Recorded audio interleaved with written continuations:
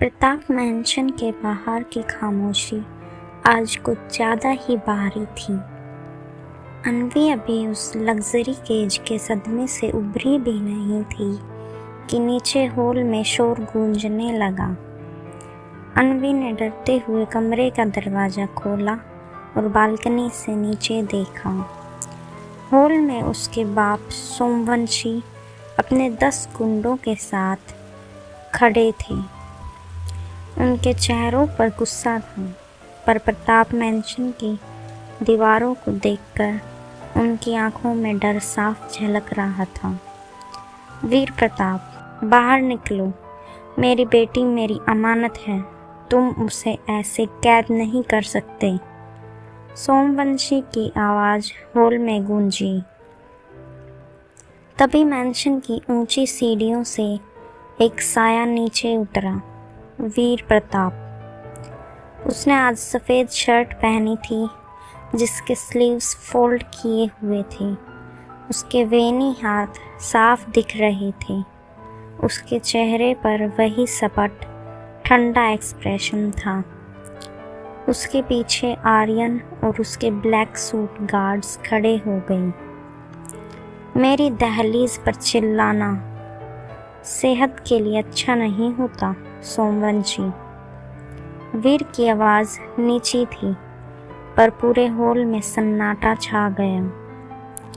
वो मेरी बेटी है, उसका सौदा मैंने शहर के सबसे बड़े बिल्डर से किया है। तुम बीच में कहाँ से आ गई? सोमवंशी ने हिम्मत जुटाकर कहा। वीर नीचे पहुंचा और एक आलीशान लेदर चेयर पर बादशाहों की तरह बैठ गया। उसने अपनी कलाई पर बंधी महंगी घड़ी देखी। सौदा। इंसान का सौदा बाजार में होता है। प्रताप मैंशन में सिर्फ फैसले होते हैं। उसने आर्यन को इशारा किया। आर्यन ने एक बैग सोमवंशी के पैरों के पास फेंक दिया। बैग खुला और उसमें से गड्डियाँ निकल ली, बल्कि सोमवंशी के उन सारे इलीगल धंधों के कागज निकले जिन्हें वो दुनिया से छुपा रहा था। ये कागज पुलिस के पास जाएंगे और तुम जेल में सड़ोगे, या फिर आज से अन्वी का नाम अपने परिवार से मिटा दोगे। वीर ने ठंडे लहजे में कहा। तुम मुझसे मेरी बेटी छीन रहे हो? सोमवंशी काला पड़ गया। वीर उठा और सोमवंशी के इतना करीब गया कि उनकी सांसें टकरने लगी।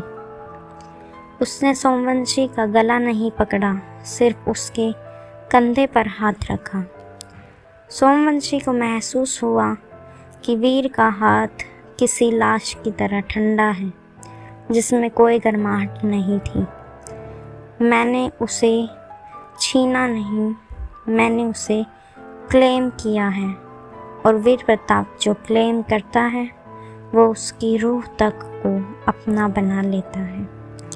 अब निकल जाओ, इससे पहले कि मैं अपना इरादा बदल लूँ। डर के मारे सोमवंशी अपने गुंडों के साथ वहाँ से ऐसे भागा जैसे मौत ने उसका पीछा छोड़ा हो।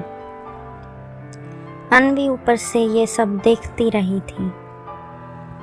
उसे लगा था कि उसका बाप उसे बचाने आया है, पर यहाँ तो उसका सौदा दोबारा हो गया था, और इस बार खरीदने वाला कोई इंसान नहीं बल्कि एक ठंडा दरिंदा था। वीर ने ऊपर बालकनी की तरफ देखा। उसके और अन्वी के बीच आई कांटेक्ट हुआ। अन्वी की आंखों में आंसू थे, पर वीर की आंखों में सिर्फ एक गहरी काली पोजेशन थी। वो ऊपर आया और अन्वी के बिल्कुल पास खड़ा हो गया। अब तुम्हारा कोई नहीं है अन्वी, न घर न परिवार। अब तुम सिर्फ मेरी हो, समझी? अन्वी ने उसके सीने पर हाथ रखकर उसे पीछे धकेलना चाहा, पर वो एक पत्थर की तरह खड़ा रहा। अन्वी का हाथ उसके दिल के ठीक ऊपर था। वहाँ कोई धड़कन नहीं थी, सिर्फ एक गहरा सन्नाटा था, जैसे वीर के अंदर जिंदगी नहीं बल्कि सिर्फ एक जुनून धड़क रहा हो। शहर की हर मॉडल और हर हसीना आज तड़प रही है। न्यूज़ पहले चुकी है कि वीर प्रताप ने सोमवंशी की बेटी के लिए पूरे शहर से दुश्मनी ले ली है। क्या ये इश्क है या कोई पुराना हिसाब? अनवी के सारे रास्ते बंद हो चुके हैं। क्या वो इस ठंडे मर्द की आग में खुद को जला देगी?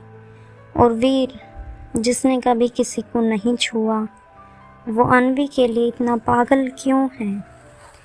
वो एक रात आगे जानने के लिए जुड़े रहिए।